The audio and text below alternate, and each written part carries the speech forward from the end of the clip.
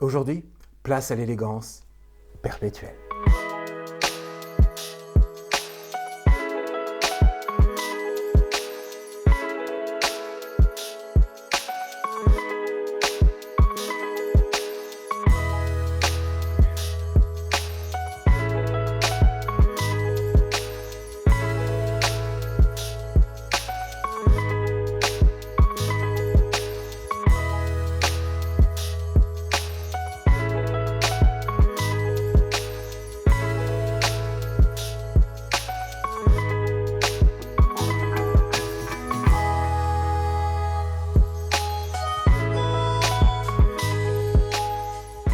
Chers amis, bonjour et bienvenue sur la chaîne.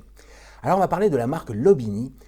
Pour tout vous avouer, j'ai pas tout bien compris sur cette marque. Alors apparemment, elle aurait été créée en 1963 à Interlaken, petite ville de Suisse, située à 1 heure de la Chaux-de-Fonds. Mais alors après, c'est le grand flou. Ce qui est sûr, c'est que c'est une marque suisse qui fabrique tous ses modèles en Chine. Donc c'est pas du Swiss Made. Et c'est pour ça d'ailleurs qu'on retrouve leurs modèles sur AliExpress et que les prix sont carrément très contenus. Enfin en tout cas pour certains de leurs modèles. Alors certains disent que ce sont des Chinois qui ont racheté la marque, un peu comme les Américains ont fait avec Invicta pour se mettre un petit peu de vernis sur le nom. Très honnêtement, c'est pas le sujet, c'est pas très important. Qu'il soit suisse vraiment ou pas vraiment, tout ce que je sais c'est que c'est une marque que j'ai découverte il y a un peu plus d'1 an maintenant, avec un modèle qui était juste incroyable. C'était un modèle à micro-rotor, enfin à masse oscillante on va dire, hein, dans les mouvements mécaniques où il y a une masse oscillante. Et ils avaient réussi à en faire une toute petite, ce qui fait que ça donnait un mouvement automatique qui avait l'épaisseur d'un mouvement quartz. Et cette montre, ils la vendaient autour des 200 €. Ils la vendent toujours d'ailleurs. Autant vous dire que ça a été un mini-événement dans le monde de l'horlogerie petit budget. Donc je me suis intéressé à leur modèle et j'en ai trouvé des encore moins chers. Celle-ci par exemple fait un petit peu plus de 100 €. Et puis il y avait d'autres modèles comme ça, mais je me disais, elles ont l'air tellement luxueuses, tellement raffinées, tellement bien réalisées, avec plein de petites complications. Je me disais, il y a forcément il y a forcément un problème à ce prix-là. Elles vont être, voilà, il va y avoir des problèmes d'alignement, de contrôle qualité, enfin bref. Alors j'ai eu un peu de mal à me lancer, j'étais un peu frileux. Et puis je me suis décidé pour ce modèle que je trouvais très joli. Par contre, j'avais pas du tout regardé les dimensions. Pour moi, c'était une dress watch dans toute sa splendeur, alors qu'en fait, c'est beaucoup plus que ça. En tout cas, mon premier modèle de chez Lobini, eh bien, m'a vraiment surpris. Donc c'est pour ça, Watch Upon a Time, c'est parti. Et voici donc notre Lobini Engravers L130-19M. Alors c'est un style très... c'est même pas vintage, c'est vraiment... c'est style ancien, quoi. Cette montre, il y a plein de petits clins d'œil en fait.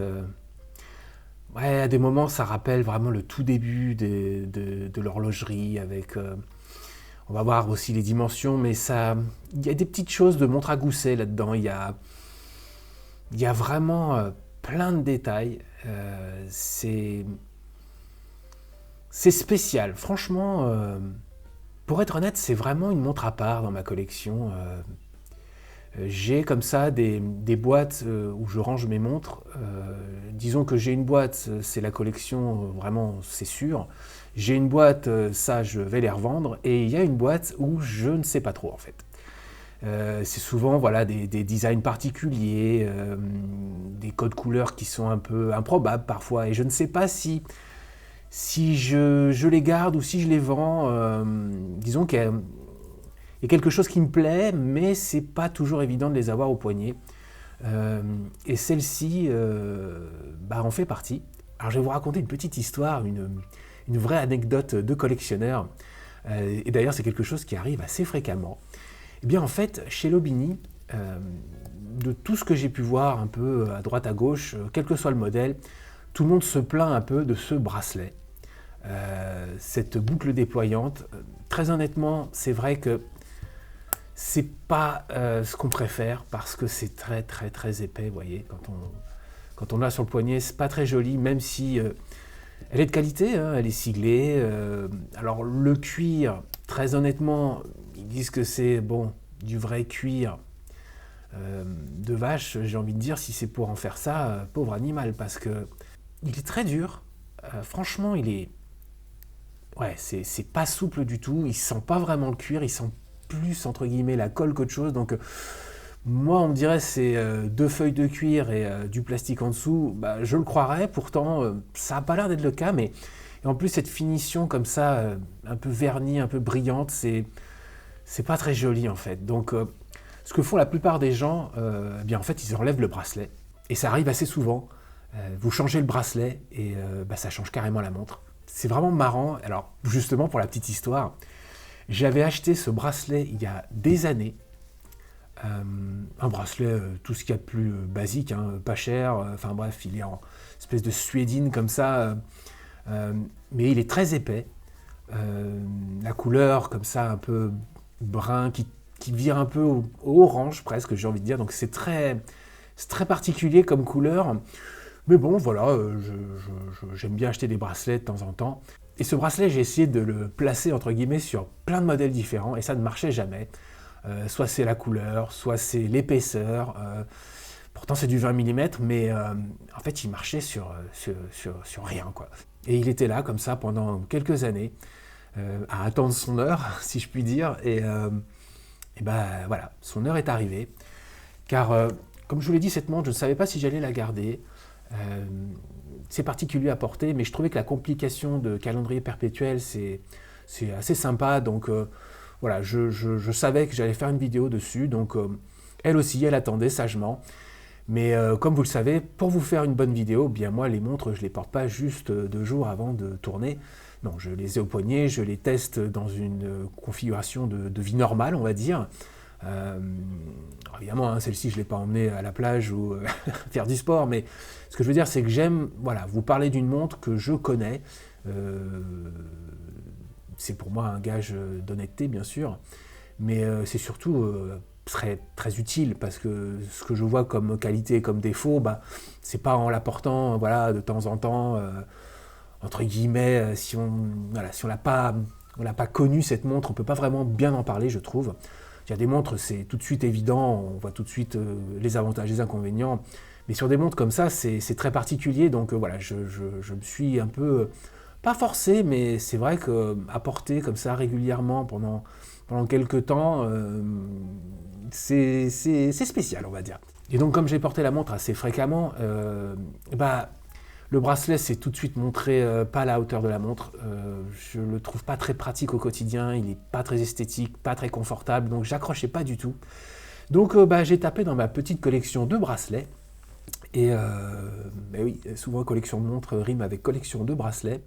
Alors j'ai essayé plein de styles différents, bien sûr. D'ailleurs, un simple bracelet en cuir noir de bonne qualité, ça lui va très bien. Le bleu marine aussi, ça lui va pas mal du tout. Mais là où j'ai dit, ok, c'est celui-là, et ben voilà. Parce que, bon, moi je vais vous faire la vidéo avec ce bracelet-là, parce qu'on parle du modèle, hein, mais très honnêtement, avec ce code couleur-là, c'est juste... ouais. Vous voyez comment ça change la montre tout de suite? Et encore, là, ce sont les lumières du studio, hein. Donc on voit pas trop le côté, comme je l'ai dit, un peu orange. Mais les coutures du bracelet sont un peu beige, c'est du plus bel effet. Et vous le voyez, grâce à un bracelet tout bête, eh bien la montre est passée dans la boîte collection. Voilà, ça m'a décidé à la garder. Et j'adore la porter maintenant. Voilà. Donc, petite histoire de collectionneur, et je sais qu'il y a plein de gens dans ce cas-là. Et voilà, c'est toujours très important d'avoir... une collection de montres et une collection de bracelets, parce que ça peut vraiment tout changer parfois, et voilà, c'en est l'exemple parfait. Alors intéressons-nous maintenant à la montre en elle-même, et vous allez voir, il y a beaucoup à dire. Parlons d'abord un petit peu dimension. Nous sommes sur un boîtier en inox de 42 mm, l'épaisseur est de 13 mm, la longueur aux cornes est de 50 mm, c'est franchement beaucoup.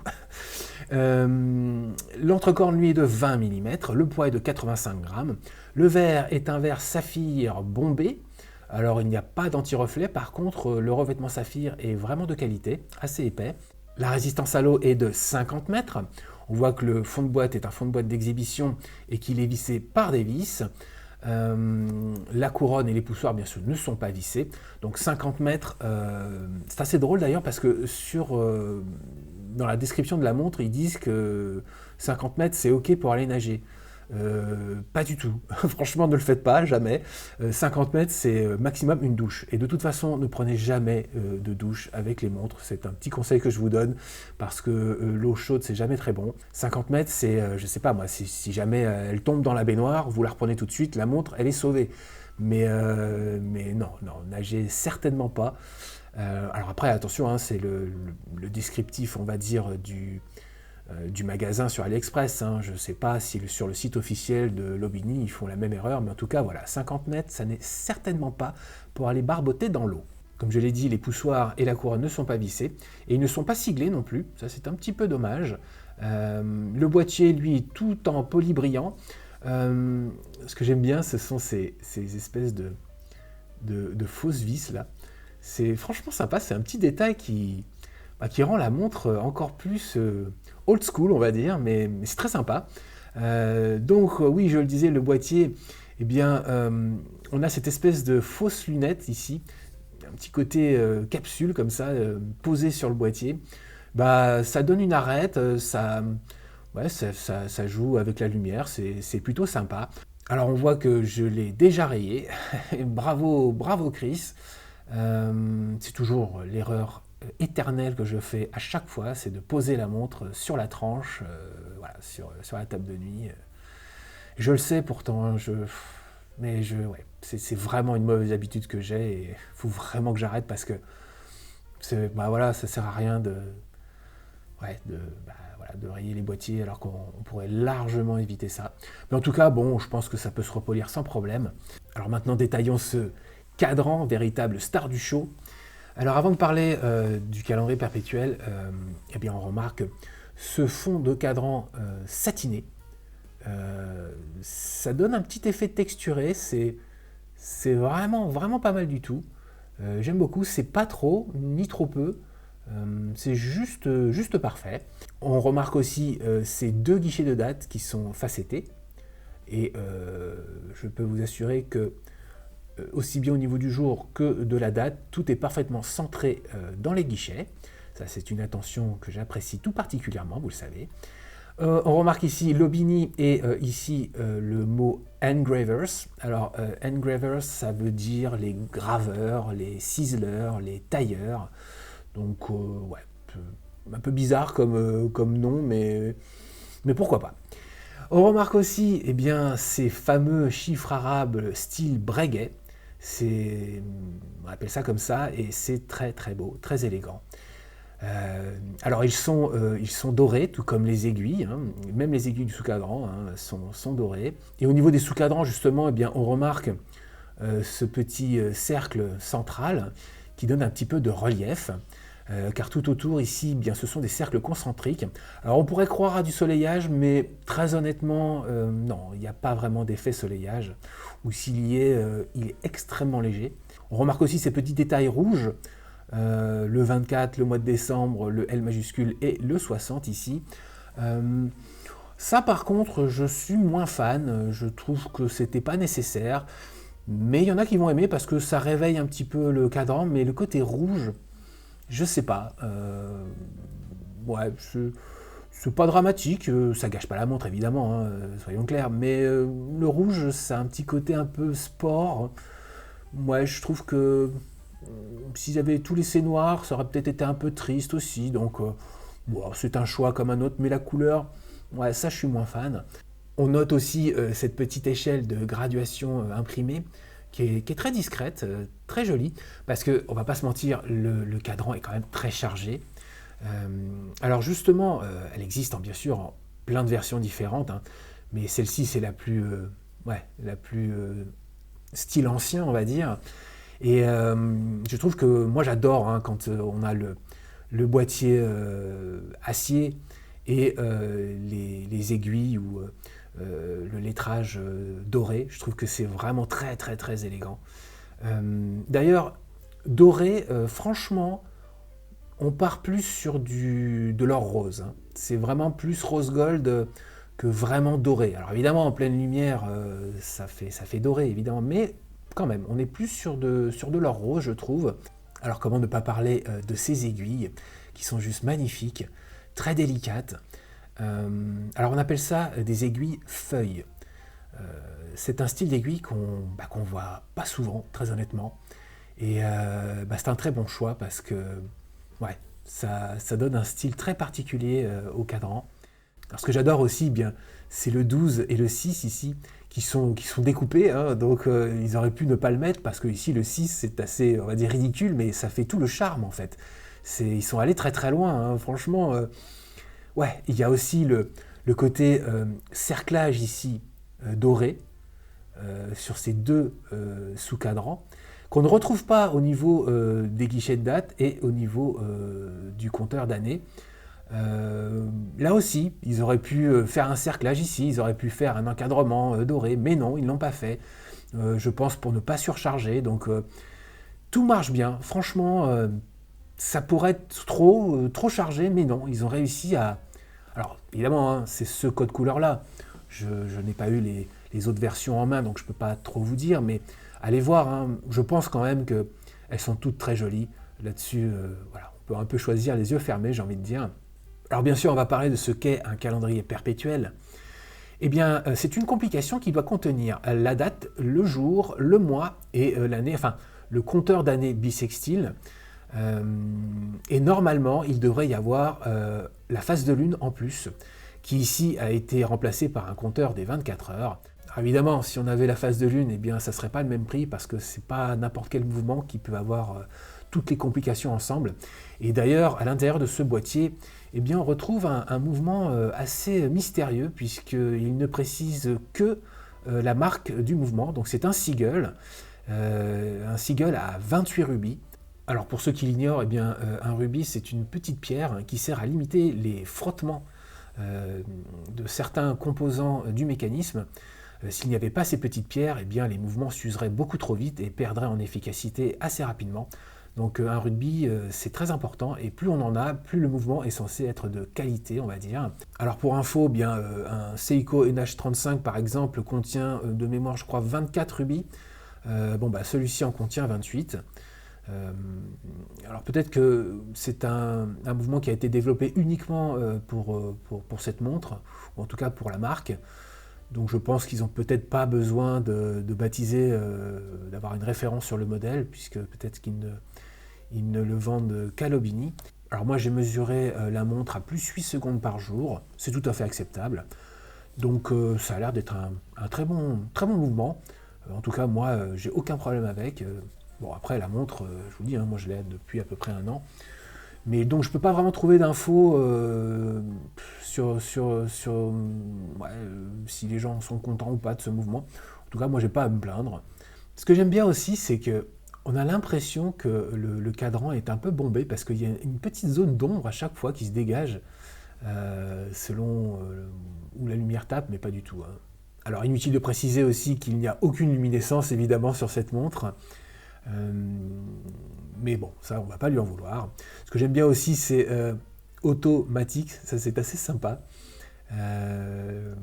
C'est vraiment une montre très très bien réalisée. Je trouve qu'il n'y a aucune faute. Ici c'est parfaitement aligné, parce que ça, alors là c'est le piège absolu. Souvent ça s'aligne pas parfaitement. Là c'est le cas. Je vous rappelle que la montre est autour de 120 €. C'est bluffant. Alors au niveau de la manipulation de ce mouvement, c'est assez simple. Alors déjà, on a la possibilité de remonter la montre manuellement ou de manière automatique. On a un cran pour la date et le jour. Donc dans un sens, ce sera le jour, dans l'autre, ce sera la date. On a le stop seconde au niveau du deuxième cran. Après, ça se manipule très bien, très bon grip. Le filetage est vraiment plutôt quali. Bonne sensation. Quand on réenclenche, eh bien, ça ne bouge pas. Au niveau des poussoirs, eh bien, celui à 2 heures, c'est pour le mois. Donc voilà, on appuie. Alors, c'est plutôt bien aligné, parfois non. Ça, c'est un peu curieux. Mais vous voyez, là, c'est plutôt pas mal. Sinon, c'est plutôt au milieu des mois, je vais dire. Mais bon, au quotidien, c'est pas franchement gênant, hein. Le poussoir à 4 heures, eh bien, c'est pour le compteur d'année bissextile. Donc la prochaine année bissextile, ce sera dans 3 ans. Donc ici, voilà, je l'ai mis sur 1. Donc voilà, on appuie, hein, on règle parfaitement. Alors il y a un truc qui est assez marrant quand même. C'est, on voit que l'aiguille, dans ce cadran, l'aiguille match parfaitement les graduations. Hein, il n'y a vraiment pas de souci. Mais ce qui est curieux, c'est que, eh bien, en fait, ici, c'est légèrement oblique. Euh, c'est vraiment curieux parce que normalement, il devrait être bien aligné comme ça, bien droit. Eh bien non, c'est légèrement oblique et pourtant l'aiguille matche parfaitement. Donc j'ai l'impression que c'est fait exprès. Euh, je ne sais pas pourquoi. Je ne sais pas pourquoi le compteur d'année bissextile ne peut pas être droit.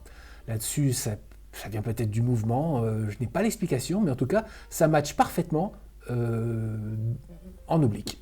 C'est la première fois que je vois ça, donc ouais, c'est curieux. Mais je ne peux pas dire que c'est un défaut, puisque ça a l'air d'être fait exprès.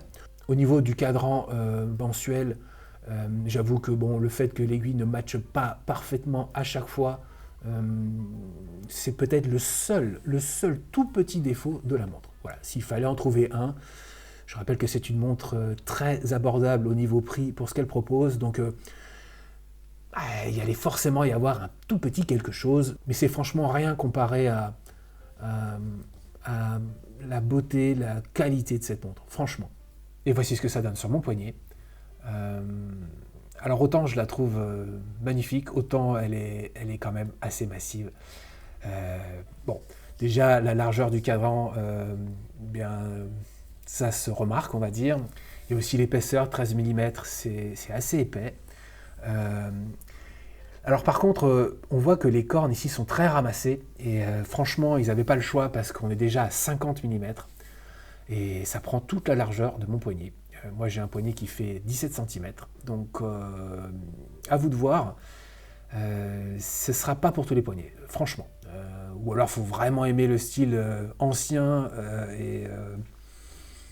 et massif, parce que là, on va dire, c'est comme une petite montre à gousset sur le poignet. C'est pas la c'est pas la montre la plus discrète, c'est très clair. Alors le bracelet, vous le voyez, c'est vraiment des mécanismes. Mais je ne sais même pas qui apprécie en fait. Tout le monde se plaint de ce genre de boucles déployantes qui sont pas faciles à utiliser, qui sont pas. Ouais, c'est très curieux, mais bon. En plus, ce bracelet est vraiment, vraiment fin, donc ça colle pas du tout avec le style de la montre. Donc en tout cas, si vous n'avez pas peur d'une longueur de 50 mm sur votre poignet, eh bien, je ne peux que vous encourager à changer ce bracelet. Et la montre, vous l'apprécierez encore plus. Alors vous le voyez à la lumière du jour, bien c'est sûr que ce cadre en blanc, ça attrape beaucoup la lumière. Mais ça n'en renvoie pas trop, parce que comme ce cadran est satiné, bon, ça absorbe un petit peu. Alors personnellement, je pense que si elle avait été un peu plus petite, en 40 voire 38, elle aurait été absolument magique. Mais je ne sais pas, hein, je ne suis pas un spécialiste, mais peut-être que voilà, faire entrer la complication calendrier perpétuel, c'est peut-être un peu compliqué dans des petits formats. Donc on va pas lui en vouloir, parce que en dehors de ça, c'est une très belle, très élégante, grosse montre. Bon, et bien maintenant, on passe au score. Au niveau des spécificités, eh bien, le mouvement, j'ai mis 3 points. Je sais, je n'ai pas beaucoup d'infos dessus, mais bon, Seagull, ils sont quand même plutôt réputés pour faire des mouvements de qualité, donc on peut quand même leur faire confiance d'une manière générale. Donc c'est pour ça, ne sachant pas trop quoi en penser, moi tout ce que je sais, c'est ce qui marche très bien, donc c'est pour ça que j'ai mis 3 points. Au niveau du verre, eh bien j'ai mis 3 points là aussi. On a un verre de bonne qualité avec un bon revêtement saphir. Il est juste légèrement bombé. Il est de grande taille, donc ouais, c'est un bon verre. 3 points, ça les vaut. Au niveau de la luminescence, là c'est 0, bien sûr. La résistance à l'eau, eh bien j'ai mis 2 points. 50 mètres, c'est vraiment mieux que rien au niveau des poussières et de l'humidité, donc voilà, j'ai mis quand même 2 points. Au niveau du bracelet, bon là, sans surprise, je n'ai mis qu'un seul point. J'avoue que c'est un peu la critique qui revient un peu à chaque fois, quel que soit le modèle. Bon, ils ont des modèles avec d'autres bracelets, mais c'est vrai que ce cuir à boucle déployante, on le retrouve assez souvent, et assez souvent, les gens s'en plaignent. Je ne sais pas qui apprécie ce genre de fermoir. Je trouve pas ça pratique, pas agréable, donc c'est pour ça. Je ne pouvais pas mettre plus. Passons au feeling et parlons du style. Alors, j'avoue que pour moi, c'est même pas un style vintage. On est dans le style vraiment ancien. Moi, le vintage, je situe ça plutôt voilà, les années 50, 60, 70, 80 limite. Voilà, mais moi, là, je trouve que ça fait vraiment référence à des montres à gousset, quoi. Donc, euh, donc ouais, c'est vraiment spécial, mais je trouve que la montre est vraiment élégante, avec un cadran comme ça. Alors je connais pas les autres codes couleurs bien sûr, mais ça pourrait être vite surchargé, ça l'est pas. Évidemment, la taille du boîtier, enfin la taille du cadran joue pour beaucoup, hein, il y a de la place, mais je trouve que ouais, il n'y a pas de faute de goût, tout est bien équilibré, donc c'est pour ça 5 points. Au niveau de la réalisation, eh bien, j'ai mis 4 points. On a vu que cette montre est pleine de détails. Vraiment, ils ont été à l'opposé de la facilité. Ils ont choisi des options. Ils n'étaient pas obligés de le faire, mais ça donne un côté vraiment. C'est même pas qualitatif, ça donne un côté luxe à la montre. C'est assez incroyable. Il faut vraiment le voir en vrai. Mais là où elle perd son point, évidemment, c'est le bracelet. Au niveau du confort, eh bien, j'ai mis 3 points. Les dimensions, parfois ça joue sur le confort. C'est vrai que 50 mm en longueur de corne, c'est beaucoup. Voilà, on risque de la cogner, de la gripper un peu partout. C'est pas, ouais, on fait toujours un petit peu attention quand on a une grosse montre comme ça. C'est dans la vie quotidienne, c'est pas évident. Et puis le bracelet, franchement, non, c'est pas qu'il est inconfortable à ce point-là, mais il est, non, franchement, ça le fait pas du tout. Donc, je pouvais pas mettre plus, très honnêtement. Au niveau de l'aspect pratique, eh bien, j'ai mis 4 points. On va dire quand même qu'un calendrier perpétuel, ça les vaut. Ça aurait même pu être un peu plus, ça aurait pu être 5, franchement. Bon, c'est sûr que c'est plus pour le design que pour l'utilité en soi, même si c'est très pratique quand même, hein. Mais je ne pouvais pas à cause de la résistance à l'eau. Ça, c'est vrai que, bon, évidemment, c'est pas le but de la montre de s'approcher de l'eau. Mais voilà, en conditions, on va dire, de vie normale, on peut être un petit peu frileux avec cette montre, parfois, dans certaines conditions. Donc c'est pour ça, j'ai mis 4 points. Au niveau de la longévité, eh bien, j'ai mis 3 points. La montre, quand même, respire une certaine robustesse. Le verre, il est de grande taille, mais il n'y aura pas de problème puisque le revêtement saphir est vraiment de qualité. Le boîtier, il va se rayer, c'est sûr, mais il n'y a pas de transition entre brossé et brillant, donc ce sera facile à rattraper sans problème. Non, la seule interrogation que j'ai, c'est pour le mouvement. Je pense, moi, que c'est un très bon mouvement, mais comme j'ai pas beaucoup d'informations, voilà, dans le doute, je coupe la poire en deux et je mets 3 points. Au niveau de la catégorie daily, alors là, je n'ai mis que 2 points. Disons que c'est quand même très particulier comme style. Elle se remarque beaucoup. Elle fait très luxe. Donc, tous les jours, je ne sais pas si... Alors après, attention, si vous avez des poignets un peu épais et que vous cherchez une dress watch pour tous les jours, justement, celle-là fera le job. Mais moi qui ai un poignet de 17 cm, ce qui est à peu près un poignet moyen, on va dire, c'est quand même un peu limite. Ouais, les dimensions sont pas faciles tous les jours. Donc voilà, c'est à prendre en compte. C'est pour ça, moi, je n'ai mis que 2 points. Pour la catégorie week-end, eh bien, j'ai mis 4 points.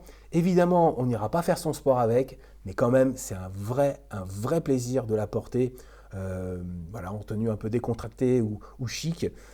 C'est vraiment une belle montre, donc voilà, 4 points sans problème. Passons maintenant au Money Time avec tous les points multipliés par 2. Alors, le contrôle qualité. Eh bien, j'ai mis 4 points. La montre est absolument nickel. Les index style Breguet sont parfaitement appliqués, alignés. Il n'y a aucun souci, les 2 guichets de date, c'est parfait. Le seul truc qu'on a vu, c'était au niveau du sous-cadran des mois. L'aiguille a tendance à ne pas s'aligner correctement à chaque fois, mais je ne sais pas si ça vient vraiment du contrôle qualité en fait, parce que pour moi ça viendrait plus du mouvement. On a vu au niveau du sous-cadran des années bissextiles que l'alignement de l'aiguille est parfait, seulement le cadran est légèrement oblique. Donc ouais, je pense que c'est vraiment le mouvement qui imprime ces mouvements d'aiguille qui parfois ne matchent pas très bien et qui parfois matchent. Je pense qu'ils ne peuvent pas le régler aussi facilement que ça. Le calendrier perpétuel, c'est quand même une complication, on va dire, compliquée. Donc, je pense que c'est le mouvement et pas au niveau du contrôle qualité. Donc, c'est pour ça que j'ai mis quand même 4 points. Au niveau de la valeur d'achat, eh bien, là aussi, j'ai mis 4 points. C'est un petit billet, certes, mais il est vraiment tout petit, ce billet, comparé à la complication qu'il propose. Même si on a vu qu'il n'y a pas la phase de lune, mais j'ai vu d'autres modèles qui valent 10 ou 20 fois le prix, qui n'ont pas la phase de lune, et on appelle ça quand même un calendrier perpétuel. Donc pour moi, c'est un vrai calendrier perpétuel. Donc ce que l'Aubigny propose, c'est franchement très très bon. Donc c'est pour ça, 4 points. Au niveau de la marque, alors c'est ma première L'Aubigny. Normalement, je devrais mettre que 3 points, puisque pour l'instant, je suis loin d'être déçu, et j'attendrai les prochaines. Mais évidemment, j'ai vu d'autres avis sur d'autres modèles, et tout le monde s'accorde pour dire que l'Aubigny, c'est vraiment une marque, c'est la marque de luxe d'entrée de gamme d'AliExpress, en fait. Parce que ils ne font pas d'hommage, en tout cas, moi, je n'ai pas vu d'hommage, peut-être me tromper, mais tous leurs modèles, il me semble, hein, sont des créations originales. Et là où Invicta, bah, franchement, ça ne fait pas très suisse, là pour le coup, la plupart de leurs modèles, bah, si, justement, ça a tous les codes du luxe suisse. C'est raffiné, c'est très bien réalisé. Donc moi, je ne peux pas mettre moins de 4 points pour une marque qui est un peu seule en piste, hein. Elle est vraiment dans son créneau. De mémoire, là, comme ça, je ne vois pas de concurrent direct. Donc ouais, je ne peux que saluer l'effort de la marque. Ils travaillent très bien, ils proposent de très bons produits. Donc à voir dans le futur, mais pour moi, pour l'instant, ouais, c'est 4 points. Au niveau du coup de cœur, sans surprise, bah, ce sera 5 points. Le seul truc, ce sont les dimensions, ça c'est clair, mais si ce n'est pas quelque chose qui vous gêne, cette montre, vous allez l'adorer. Et alors surtout, changez le bracelet. Et le score final est de 68 points. Et franchement, pour une montre aussi spécifique que celle-là, c'est un très bon score. Je trouve que ce ne sera pas pour tout le monde, c'est sûr, mais si on cherche voilà, un modèle très luxueux et qui en plus tient ses promesses, elle est quand même très bien réalisée cette montre. Il n'y a pas beaucoup d'équivalents dans ses tarifs. Donc là-dessus, on peut dire là encore un grand merci, mais cette fois à l'Aubigny. Voilà, c'est tout pour aujourd'hui. Merci d'avoir regardé la vidéo. Bien entendu, n'hésitez pas à vous abonner si ça vous a plu. Donc cette L'Aubigny, eh bien, si vous aimez le style ancien, et j'insiste bien ancien, hein, pas vintage, eh ben, franchement, il n'y a pas beaucoup de propositions sur le marché, et surtout à ces gammes de prix. Je vous invite à aller voir les autres modèles. Il y en a vraiment qui sont voilà, dans la même lignée, juste magnifiques. Et puis il y a un peu tous les prix, donc si vous désirez une montre qui tranche un peu dans votre collection, on va dire les plongeuses, enfin les modèles un peu habituels qu'on retrouve un peu chez tous les collectionneurs, eh bien celle-ci est franchement faite pour vous, si bien sûr les proportions ne vous font pas peur, mais ça c'est vous et votre poignet que ça regarde. Quant à moi, bien sûr, je vous dis à la semaine prochaine, et surtout n'oubliez pas d'ici là, en attendant, prenez du bon temps. See you next time sur Watch Upon a Time.